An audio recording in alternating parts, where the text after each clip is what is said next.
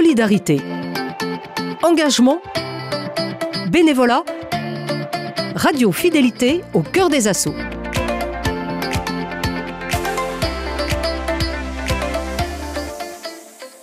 Cette semaine, dans Au cœur des assos, nous sommes en compagnie de l'association Trait-Portrait sur le site de l'ancienne caserne Mélinet, devenue un espace associatif. Leur objectif, favoriser la rencontre, développer et diffuser l'écoute de la rue et de personnes que l'on n'a pas l'habitude d'entendre. Bonjour Élise, vous êtes cofondatrice de l'association Trait-Portrait.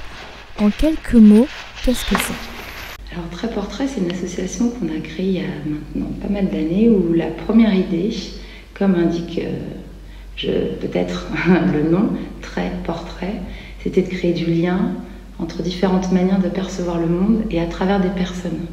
C'était pour nous quelque chose qui était important et pas des personnes qui soient des experts nécessairement reconnus comme tels. L'idée c'était vraiment de se dire tout le monde dans son rapport au monde peut avoir une expertise, un ressenti ou quelque chose qui vient aussi nourrir les autres. Donc voilà, c'était comme une manière de faire, on pourrait dire, de l'interculturel au sens de favoriser la rencontre, favoriser la compréhension. Il y a une phrase d'Edgar Morin qu'on aimait bien et qu'on avait tendance à mettre en exergue avant, qui était la mondialisation au service du genre humain et celle de la compréhension. Et donc l'idée c'était de pouvoir aller chercher dans un maximum d'endroits différents en France et à l'étranger des ressources pour penser le monde, notre rapport au monde, etc. Et l'association se nomme Trait-Portrait. Est-ce que tu peux nous expliquer pourquoi ce nom ? Et bien justement pour ça, parce que trait, c'était comme un trait d'union. Un trait d'union entre des personnes. Donc de passer par des personnes, des portraits de personnes. Trait-Portrait. Cette manière-là de considérer en fait qu'il y a une expression en espagnol qui dit « yo soy otro tú ».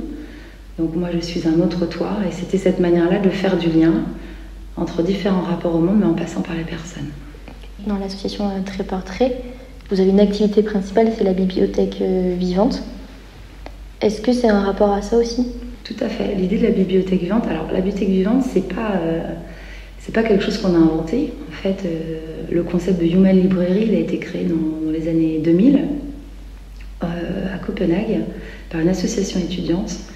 Et l'idée de cette association, c'était de se dire, dans la société, il y a des personnes qui sont stigmatisées, qui sont rejetées, qui sont victimes de violences, parce qu'eux, ils faisaient le pari que c'était aussi parce qu'on ne connaissait pas ces personnes, et que si on permettait aux gens de se rencontrer, d'échanger, on baisserait les préjugés, et donc on baisserait la violence qui allait avec.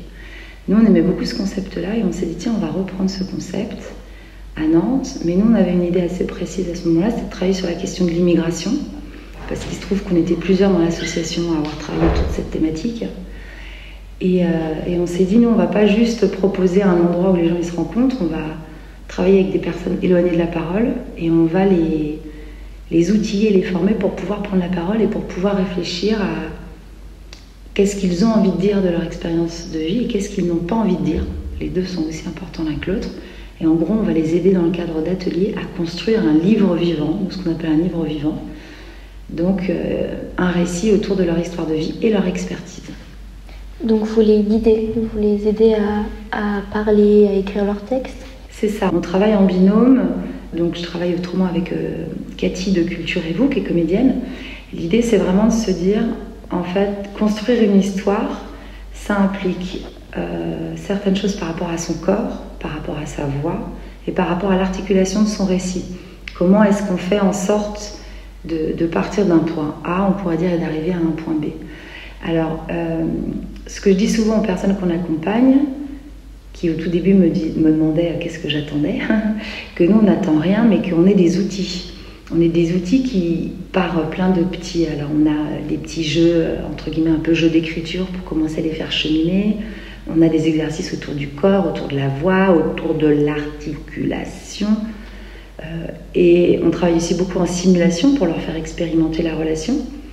Et l'idée, c'est vraiment qu'avec tous ces outils-là, ils arrivent le jour J en sachant ce qu'ils ont envie de raconter, ce qu'ils n'ont pas envie de raconter, qu'ils arrivent à être suffisamment sécurisés pour pouvoir affronter, entre guillemets, le regard de l'autre, ou être dans un échange avec l'autre, et surtout qu'ils aient bien éclairci avant qu'est-ce qu'ils ont envie de dire et comment est-ce que cette histoire-là, la personne en face, elle l'entend et ça lui permet de comprendre autre chose.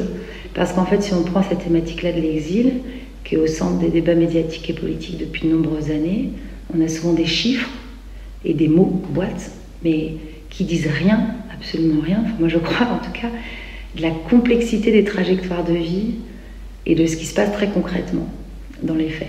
Donc voilà, une autre chose de cette bibliothèque vivante quand on l'a reprise aussi, ça a été de dire nous, on veut faire des bibliothèques vivantes thématiques et on veut, comme dans une bibliothèque, pouvoir mélanger autobiographie, essais ou livres d'artistes. Donc des fois, on a proposé à des artistes de venir en tant qu'artistes partager leur regard artistique sur la thématique. On a proposé à des universitaires spécialistes des thématiques, on a beaucoup travaillé avec Estelle Dalluin par exemple, de venir porter leur expertise sur la question des réfugiés. Et avec eux, quand on travaille différemment. Par exemple, un universitaire, on va plus travailler sur comment faire en sorte que son discours et que son expertise puisse être facilement comprise en 20-30 minutes, puisque la lecture, ce qu'on appelle la lecture-échange, dure entre 20 et 30 minutes. Merci beaucoup, Élise. Merci. Demain, nous poursuivrons notre découverte de l'association Très Portrait, toujours en compagnie d'Élise, pour parler de bibliothèque vivante. Et je ne vous parle pas de la salle où sont classés les livres.